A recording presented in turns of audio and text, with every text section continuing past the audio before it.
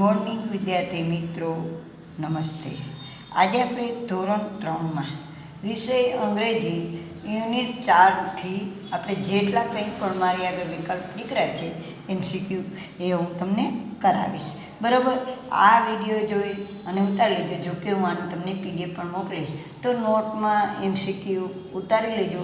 એના ઉપરથી આપણે ખાલી જગ્યા પણ કરી શકીએ, MCQ પણ કરી શકીએ અને સાચા ખોટા વાક્ય પણ નીકળી જાય. બરાબર ને? તો આ વિડીયો જોઈ અને તમે બાળકો ઉતારી લેજો, પરીક્ષા ટાઈમે એક કામ આવે. હવે આપણને કીધું છે RIGHT. આપણને ખબર છે કે RIGHTનો ઉચ્ચાર શું થાય? તો કે રાઈટ. રાઈટ એટલે શું થાય? તો કે ખરું. રાઈટનું ગુજરાતી શું થાય? તો મેં તમને કીધું કે જમણું થાય, ખરું થાય કે ડાબું થાય. બરાબર. RIGHT રાઈટ એટલે ખરું. બરાબર. અને તો અહીં શું કીધું છે? ખાલી RIGHT રાઈટ એટલે જમણો. તમારો જમણો હાથ ઊંચો કરો. આપણે કાવ્યમાં આવે છે ને કે ડાબો હાથ ઊંચો કરો, ડાબો પગ અંદર લ્યો, જમણો પગ બહાર લ્યો. એ તો રાઈટ RIGHT રાઈટ એટલે કે છે જમણું, અને RIGHT રાઈટ એટલે તો કે છે ખરું. હવે નીચેનામાં હોલનો સ્પેલિંગ કયો છે? હોલ આમ શું થાય? હોલ બોલાય. ખરેખર તો હોલ એટલે આપણે ઉચ્ચારમાં ઘણીવાર હોલ બોલીએ છીએ. હોલ એટલે આખું, અને એમ્પ્ટી એટલે ખાલી. અંગ્રેજીમાં ખાલી એટલે એમ્પ્ટી કહેવાય, અને હોલ એટલે આખું. તો પેલું છે WHOS. હુઝ એટલે કોણ? શું છે? WHOS. હુઝ એટલે કોણ? એટલે એ તો હોલનો સ્પેલિંગ નથી. WHOLE હોલ એટલે આખું. બરાબર. અને WALL વોલ બોલાય. વોલ એટલે દિવાલ. વોલ એટલે દિવાલ. હવે શું કહે છે? FOOT ફૂટ એટલે શું થાય? તો તમને ખબર છે ને, ફૂટ એટલે પગ. ફૂટ એટલે શું થાય? પગ. નો હાથ થાય. હાથને એન કહેવાય ને નાકને નોઝ કહેવાય અંગ્રેજીમાં. ARCHIT અર્ચિત. શું ઉચ્ચાર થાય છે? અર્ચિત. ARCHIT અર્ચિત. હેઝ એટલે ની પાસે હોવું. HAS હેઝ એટલે ની પાસે હોવું. અને LOST લોસ્ટ એટલે ગુમાવવું. ઓફ લોસ્ટ ઇઝ ખાલી જગ્યા. બરાબર. તો શું આવે? અર્ચિતે શું ગુમાવ્યું? તો શું ખોવાઈ ગયું? અર્ચિત પાસે શું ખોવાઈ ગયું હતું? લોસ્ટ એટલે ગુમાવવું, ખોવાઈ જવું. તો એનો શું ખોવાઈ ગયું હતું? દડો ખોવાઈ ગયો હતો ને. હા, તો શું આવે? BALL બોલ. બોલ એટલે દડો. PEN પેન એટલે પેન્સિલ, અને PENCIL પેન્સિલ એટલે પેન્સિલ. શું ખોવાઈ ગયું હતું? આપણને પાઠમાં ખબર છે કે એનો પીળા ટપકાવાળો બોલ ખોવાઈ ગયો હતો ને. તો શું આવે? બોલ. પછી Archit ARCHIT Archit ball is. અર્ચિતનો દડો કેવા રંગનો હતો? મેં હમણાં જ તમને કીધું કેવા રંગનો હતો? પીળા રંગનો. YELLOW યલો એટલે પીળો. YELLOW યલો એટલે પીળો. RED રેડ એટલે લાલ, ને PINK પિંક એટલે ગુલાબી. તો શું આવશે? યલો. BAMBOO શું થાય? બંબુ. બંબુ એટલે વાંસ. BAMBOO બંબુ એટલે વાંસ. એટલે શું થાય? તો શું થાય? વાંસ. બનિયન ટ્રી વડને શું કહેવાય? Banyan tree. અને લીમડાને શું કહેવાય? નીમ ટ્રી. બરાબર.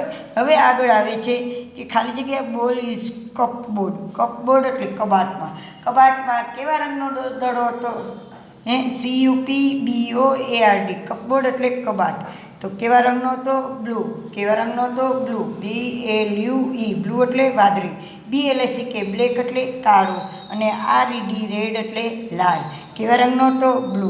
ધેર ઇઝ એ બોલ ખાલી જગ્યા બનિયન ટ્રી. બનિયન ટ્રી એટલે વડની ઝાડ. BANYAN બનિયન એટલે વડ, અને ટ્રી એટલે ઝાડ. વડના ઝાડ નીચે કેવો હતો? તો કે છે ઝાડની નીચે હતો ને, ઉપર નહોતો ને. ઝાડ ઉપર દડો હતો નહીં. તો અહીં સ્થાનદર્શક શબ્દનો ઉપયોગ કરવાનો છે. ઓન એટલે ઉપર. બનિયન ઝાડના ઉપર નહોતો, એની નીચે પડ્યો હતો. એટલે IN. શું આવે? IN એટલે માથ હતો અંદર. ધેર ઇઝ એ બોલ. શું કીધું છે? 9મું. ધેર ઇઝ એ બોલ ખાલી જગ્યા તો કાર.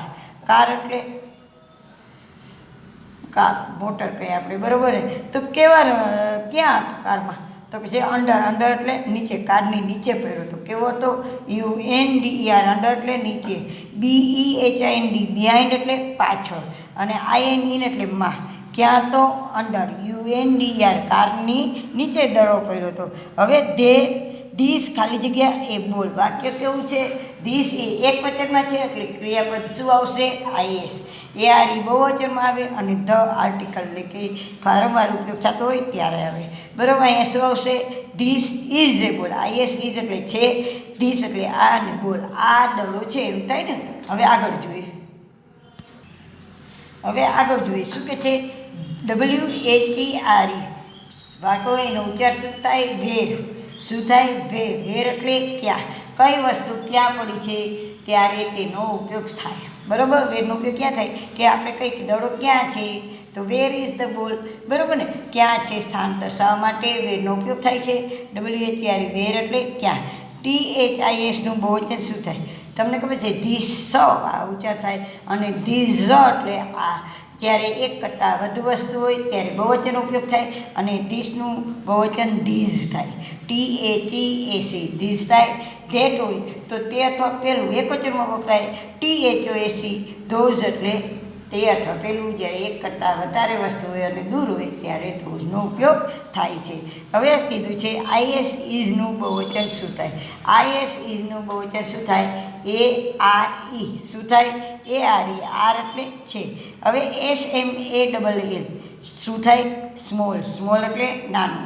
SMALL સ્મોલ એટલે નાનું. SMALL સ્મોલ એટલે નાનું. એનો ઓપોઝિટ એટલે વિરોધી શું થાય? તો કે છે BIG. બિગ એટલે મોટું. SMALL સ્મોલ એટલે નાનું ને BIG બિગ એટલે મોટું. ઓલ્ડ એટલે જૂનું અથવા તો વૃદ્ધ. બરાબર, અને ન્યૂ એટલે નવું. હવે GREEN ગ્રીન એ શેનો સ્પેલિંગ છે? શેનો છે? ગ્રીન એટલે લીલો. શેનો રંગ થયો? શું થયું? રંગનું નામ છે ને, એટલે શેનો છે? કલર. અંગ્રેજીમાં રંગને શું કહેવાય? કલર. અંગ્રેજીમાં રંગને શું કહેવાય? કલર.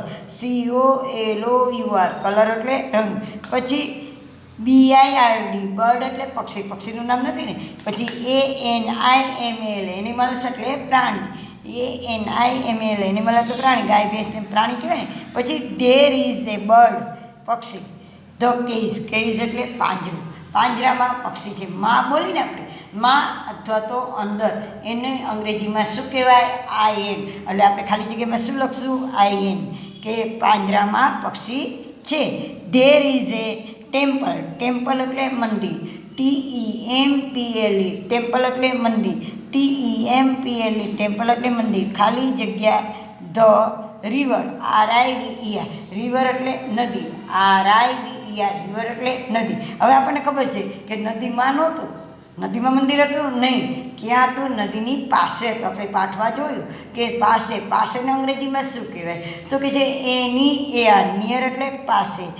NEAR નિયર એટલે પાસે. પાસે હતું. ઇન એટલે માથા. ટેમ્પલ નદીમાં નહોતું. ઓન એટલે નદી ઉપર ન હોય. બરાબર ને. પછી ધેર આર ખાલી જગ્યા ઇન ધ વાઝ. વાઝ એટલે ફૂલદાણી. VASE વાઝ એટલે ફૂલદાણી. અને ફૂલદાણીમાં શું હોય? તો કે છે ફ્લાવર હોય, ફૂલો હોય. ફૂલોને અંગ્રેજીમાં શું કહેવાય? તો કે છે ફ્લાવર્સ. અને એક કરતાં વધારે હોય ફૂલ. એક જ ફૂલ આપણે ફૂલદાણીમાં રાખતા નથી. ફૂલદાણીમાં એક કરતાં વધુ હોય એટલે ફ્લાવર્સ. FLOWERS શું બોલાય?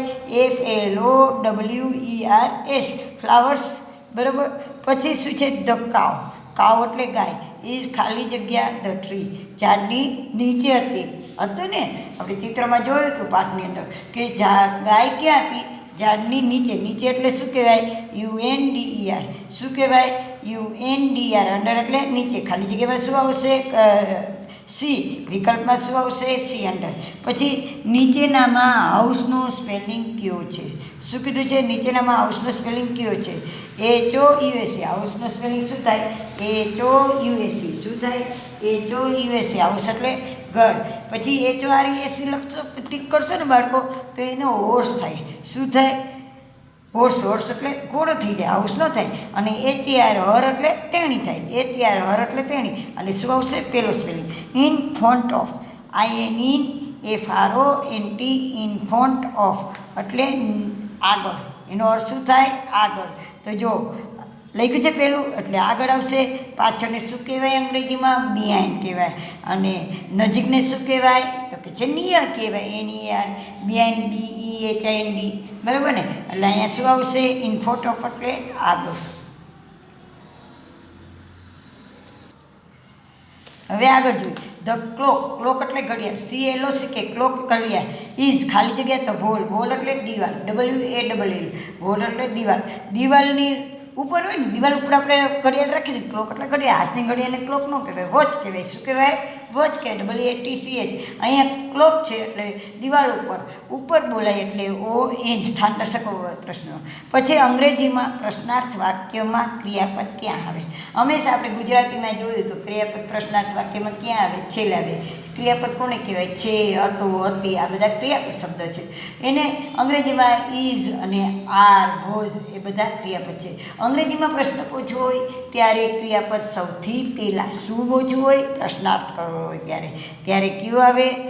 સૌથી પહેલાં બોલાય. બરાબર, આપણે એમ બોલીએ ઇઝ ધીસ બોલ, આ દડો છે, શું આ દડો છે, એ રીતે. બરાબર.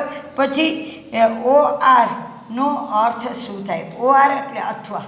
તમે એમ કહો કાં તે ઊંચો છે અથવા તો તે નીચો છે, ઊંચો અથવા નીચો, ત્યારે ઓરનો ઉપયોગ થાય છે. બરાબર, ઓર એટલે અથવા. પછી અને શું કે ના મળે તો કે એન્ડથી વાક્ય જોડાય. બરાબર, AND, એન્ડ એટલે અને બંને એટલે બોથ, BOTH, બોથ એટલે બંને. હવે શું કે છે?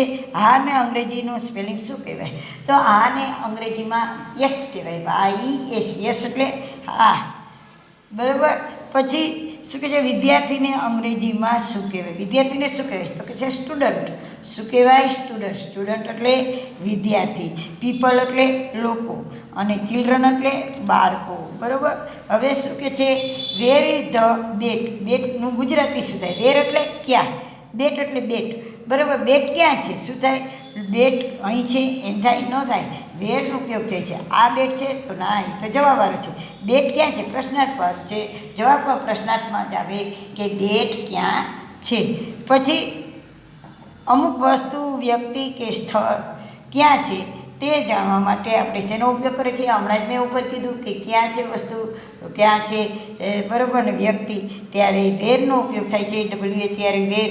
હુ એટલે કોણ થાય, અને ઇનામની જગ્યાએ વપરાય. વોટ એટલે શું થાય. બરાબર. હવે ધ ફ્લાવર વાઝ ખાલી જગ્યા ઇઝ ખાલી જગ્યા ટેબલ, ફ્લાવર વાઝ ખાલી જગ્યા ધ ટેબલ, ટેબલ ઉપર અત્યારે ફૂલદાની ચિત્રમાં, તો શું બોલાય? ઓન. શું આવશે? ઓન. ધ મેટ, મેટ એટલે સાદડી, ઇઝ ખાલી જગ્યા ધ ફ્લોર, ફ્લોર એટલે જમીન પર, જમીન પર આવે ને એટલે શું આવે?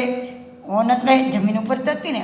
પછી અંગ્રેજીમાં ઇટ સાથે શું વપરાય? તો બાળકો ઇટ સાથે હેઝ વપરાય, IVU સાથે એવું વપરાય એટલે શું આવશે? હેઝ. પછી VU ધે સાથે તો કે છે એવ, ની. બરાબર, એવું વપરાય છે. હવે આગળ જોઈએ તો શું કહે છે કે વોટ એટલે શું થાય? વોટ એટલે શું થાય? વોટ એટલે કે છે શું થાય?